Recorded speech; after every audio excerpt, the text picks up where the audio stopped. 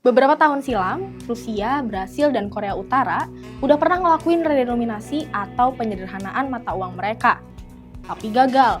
Kebijakan itu justru memicu inflasi besar-besaran, dan sekarang pemerintah negara kita Indonesia juga pengen menerapkan redenominasi terhadap rupiah dengan ngurangin 3 digit angka 0 di belakang. Tapi sebenarnya apa sih manfaat penyederhanaan rupiah ini buat kita warga 62? Dan kira-kira gimana ya prospek kedepannya? Apa jangan-jangan kalau diterapin, Indonesia malah ngikutin jejak Rusia, Brasil, dan Korea Utara?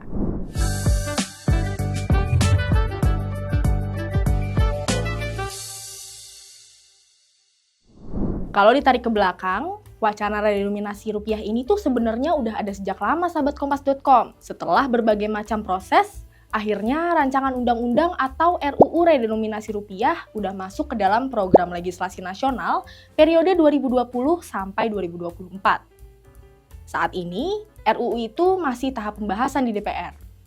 Nah, kalau dari pihak penyelenggara yaitu Bank Indonesia sih, menyatakan udah siap untuk menerapkan redenominasi rupiah. Nih, kata Peri Warjio, Gubernur Bank Indonesia. Mengenai redenominasi, kami dari dulu sudah siap.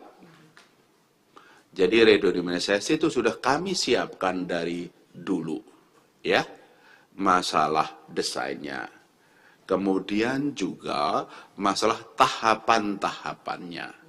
Ya, itu sudah kami siapkan sejak dari dulu secara operasional dan kemudian bagaimana untuk langkahnya. Oke, sebelum kita ngomongin soal tantangan, risiko, sampai keuntungan dari kebijakan redenominasi rupiah, kita bahas dulu dari hal yang paling mendasar. Apa sih sebenarnya redenominasi? Jadi, redenominasi ini tuh artinya pemotongan nilai mata uang menjadi lebih kecil tanpa mengubah nilai mata tukarnya. Kalau mengacu pada Kamus Besar Bahasa Indonesia, redenominasi ini didefinisikan sebagai penyederhanaan nilai mata uang rupiah. Simpelnya, redenominasi ini tuh ngurangin angka 0 dari nominal rupiah yang ada. Misal, dari Rp1.000 jadi Rp1, Rp10.000 jadi Rp10, dan gitu seterusnya. Tapi dari penjelasan ini mungkin masih ada di antara kalian yang salah kaprah. Pengurangan angka 0 tadi dikira jadi ngurangin nilai uang kita. Padahal, redenominasi ini ya cuma penyederhanaan digit mata uang aja tanpa mengubah nilainya. Sedangkan, kebijakan yang menurunkan nilai mata uang itu namanya centering. Masih bingung juga? Nih, aku kasih contoh ya. Sekarang kalian punya uang Rp100.000 untuk dipakai beli sebuah baju dengan harga yang sama. Kalau besok kebijakan redenominasi diterapin, baik uang kalian maupun harga baju itu sama-sama disederhanakan menjadi Rp100. Sementara, kalau centering cuma nilai uangnya aja yang berkurang, harga barangnya enggak. Uang Rp100.000 kalian nilainya turun jadi cuma 100 perak. Nggak cukup kan buat beli baju yang harganya tetap Rp100.000? Gitu ya simpelnya. Tapi, sadar nggak sadar, sebenarnya kita di Indonesia ini tuh udah cukup familiar loh sama konsep redenominasi. Misalnya nih, kalau lagi jajan es teh di warung, harga yang sebenarnya Rp7.000 ditulisnya cuma 7K. Kalian pasti sering nemu kan yang kayak gitu? Tapi ya sebenarnya nggak cuma sesederhana itu sih. Redenominasi juga ada urgensinya, yaitu percepatan waktu transaksi, berkurangnya risiko human error, dan efisiensi pencantuman harga barang atau jasa. By the way, ternyata Indonesia bukan negara pertama yang pengen ngelakuin redenominasi. Udah ada 5 negara yang nerapin kebijakan ini, yaitu Turkiye, China, Yunani, Zimbabwe, dan juga Georgia. Dan kalian tahu nggak sih kelima negara tadi tuh ngelakuin redenominasi karena alasan yang sama? Ada yang tahu apa? Ya, betul, inflasi. Atau suatu kondisi di mana uang yang beredar di masyarakat lebih banyak dari yang dibutuhkan. Nah, kelima negara tadi sempat mengalami hiperinflasi sebelum melakukan redenominasi. Dan akhirnya keuangannya bisa stabil lagi setelah adanya kebijakan itu. Tapi ya, ada juga loh 3 negara yang sempat ngelakuin redenominasi tapi akhirnya gagal total, yaitu Brasil, Korea Utara, dan juga Rusia. Bukannya berhasil, ketiga negara itu malah rugi karena kebijakan redenominasi. Soalnya, saat menjalankan program itu, pemerintah kurang melakukan sosialisasi secara menyeluruh pada warganya.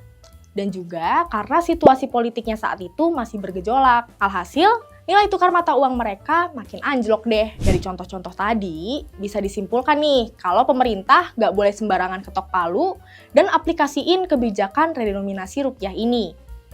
Yang ada bisa berantakan nanti.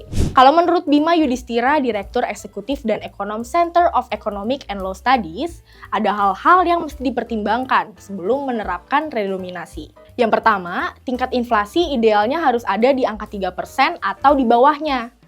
Dan kedua, perlu waktu adaptasi hingga 10 tahun, serta sosialisasi secara masif biar masyarakat nggak salah kaprah kalau redenominasi ini bukan centering.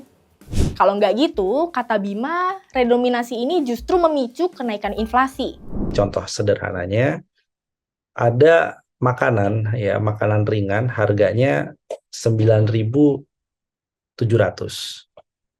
Kalau nolnya dipotong 3, itu akan menjadi 9,7 atau menjadi 10. Nah, sebagian besar itu akan dinaikkan menjadi pembulatan ke atas, bukan pembulatan ke bawah.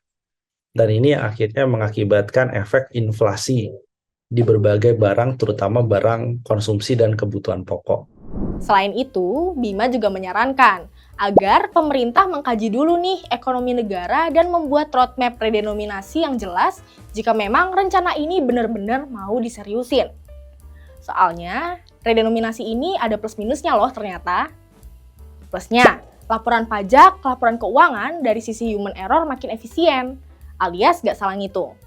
Lalu, harga diri negara dari sisi ekonomi juga bisa membaik.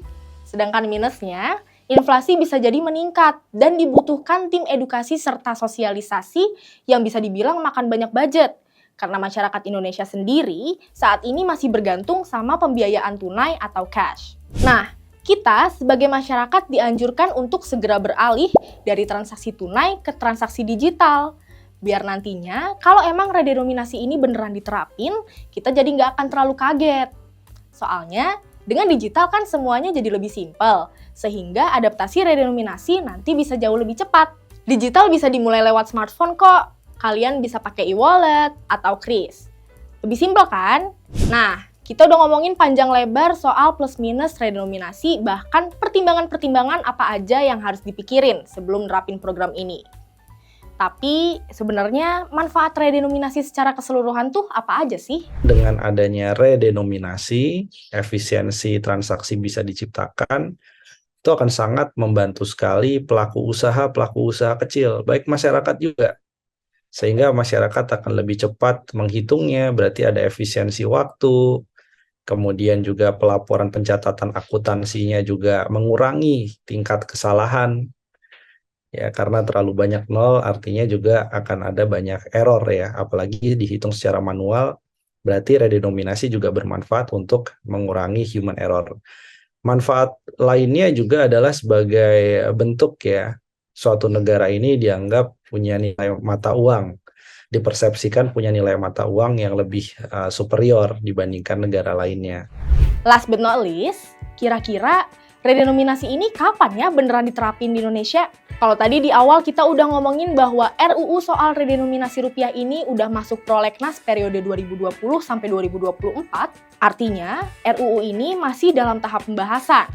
Tahun 2020 lalu, BI juga sempat menyatakan bahwa wacana ini setidaknya butuh waktu 11 tahun untuk bisa diberlakukan secara penuh. Artinya, kalau kebijakan ini baru disahkan 2024 mendatang, ya redenominasi rupiah ini baru bisa benar-benar terimplementasi pada tahun 2035 nanti. Soalnya ada sejumlah tahapan yang harus dilalui sebelum redenominasi ini benar-benar terrealisasi. Mulai dari masa persiapan selama 2 tahun, masa transisi yang estimasinya sampai 5 tahun, dan juga akan dilakukan parealisasi tahap kedua yang mungkin butuh waktu 4 tahun. Ya, kesimpulannya, kebijakan redenominasi ini perlu makan waktu yang panjang sekali sebelum bisa benar-benar diberlakukan. Kalau kalian gimana? Setuju gak nih sama kebijakan redenominasi rupiah ini? Coba komen di bawah ya. Thank you yang udah nonton sampai selesai, dan see you di video Generasi Cuan edisi lainnya. Dah!